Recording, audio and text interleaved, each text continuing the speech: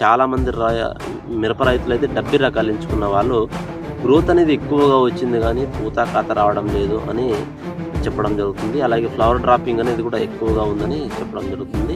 So దానికి వాడుకోవాల్సిన ఒక best మందులు అయితే ఒక 3 చెప్తాను మీకు ప్రాక్టికల్గా బెస్ట్ రిజల్ట్ ఇచ్చే మందులను అయితే. అందులో మొదటిగా చూసుకున్నట్లయితే మనకు సిమ్టోమో వాళ్ళది తబోలి అండి.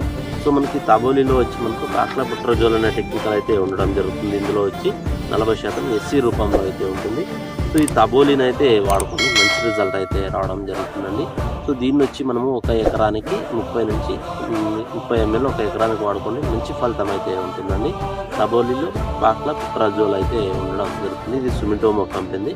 సో ఇది మనకు మంచి ఫలితం అయితే అందించడం జరుగుతుంది. దీన్ని వాడడం వల్ల మనకు కొద్ది వరకు గ్రోత్ ఆగినట్టు కనిపిస్తుంది. మళ్ళీ మనకు గ్రోత్ అయితే యథావిధిగా స్టార్ట్ అవుతుంది. సో గ్రోత్ అనేది ఆపి కొద్ది పూత అధికంగా వచ్చి ఆ పూత వచ్చిన పూత రాలిపోనట్టుగా పిందెగా సెట్ అవ్వడానికి ఇది చాలా బాగుంటుంది. పూత అధిక మొత్తంలో పూత కూడా రావడం జరుగుతుందండి.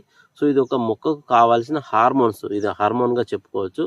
అన్ని రకాల హార్మోన్స్ అనేది మొక్కకు అంది మనకు పూత అధిక సంఖ్యలో రావడానికి సమర్థవంతంగా అయితే పనిచేస్తుంది.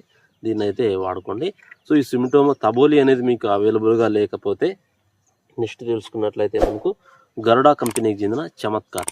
సో మనకి ఇందులో మిస్కిట్ క్లోరైడ్ అనేది మనకు 5% అయితే ఏఎస్ రూపంలో అయితే ఉంటుంది. సో ఈ గరుడ చమత్కారం అయితే కూడా మనము వాడుకోవచ్చు. మంచి రిజల్ట్ అయితే రావడం జరుగుతుందండి. సో దీన్ని ఒక ఎకరానికి 250 ml ఒక ఎకరానికి వాడుకోండి. మంచి ఫలితం అయితే ఉంటుంది.